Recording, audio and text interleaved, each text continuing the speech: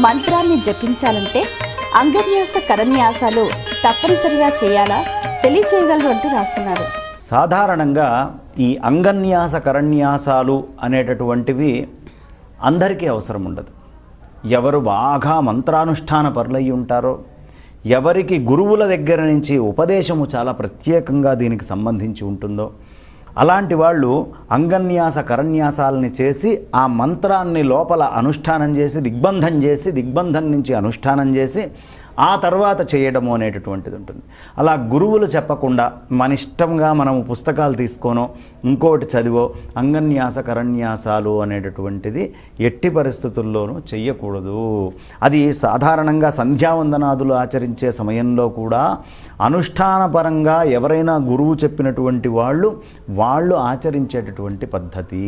ఈ అంగన్యాస కరన్యాసాలు మంత్రానికి ముందు బీజాక్షరాలతో ఉంటాయి. ఈ బీజాక్షరాల మంత్రాలన్నీ కూడా ఇవాళ రేపు చాలా మటుకు నేను చూస్తున్నాను, పుస్తకాలు తీసుకొని ఎవ్వరికి తోచింది వాళ్ళు చదువుకుంటూ వెళ్ళిపోతున్నారు. బీజాక్షరాలని ఎప్పుడూ పుస్తకాలు చూసి చదవకూడదు. ఒక సద్గురువుని ఆశ్రయించాలి. ఆ సద్గురువు పదపద్మాల దగ్గర సేవ చేసి ఆయన సంపూర్ణమైనటువంటి అనుగ్రహం పొందిన తర్వాత ఆయన మంత్రాన్ని ఇచ్చి ఆ మంత్రానికి ముందు సంకల్పం ఎలా చెయ్యాలి, ఏం సంకల్పం చెప్పుకోవాలి, నువ్వేం కోరికతోటి చేస్తున్నావు అని తెలిసిన తర్వాత అప్పుడు అంగన్యాస కరన్యాసాలు ఒక్కొక్క వేలుని ఇలా తడుతూ చేస్తూ ఉంటే శక్తి అనేటటువంటిది మనకి లోపల చాలా ప్రజ్వలనమై ఆ మంత్రానుష్ఠానాన్ని చేసి ఆ మంత్రానుష్ఠానం చేసిన తర్వాత ఆ మంత్రానికి తద్దశాంశము క్షీరతర్పణం చేయాల్సి ఉంటుంది. తద్దశాంశము మళ్ళీ ఎంతైతే మనం చేస్తున్నామో అంత హోమంలో వేయాలి.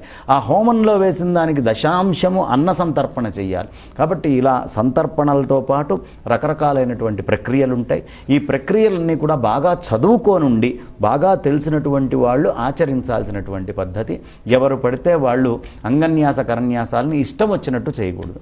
ఎవరికైనా చెయ్యాలని ఉంటే సద్గురువుని ఆశ్రయించండి, చక్కగా తెలుసుకోండి, బ్రహ్మాండంగా స్వామివారి యొక్క ఆశీస్సులు పొందండి. ఆ మంత్రాన్ని లోపల ఒడిసి పట్టి ఆ మంత్రస్వరూపులు కావాలి అంటే గురువు అనుగ్రహం కావాలి. మరి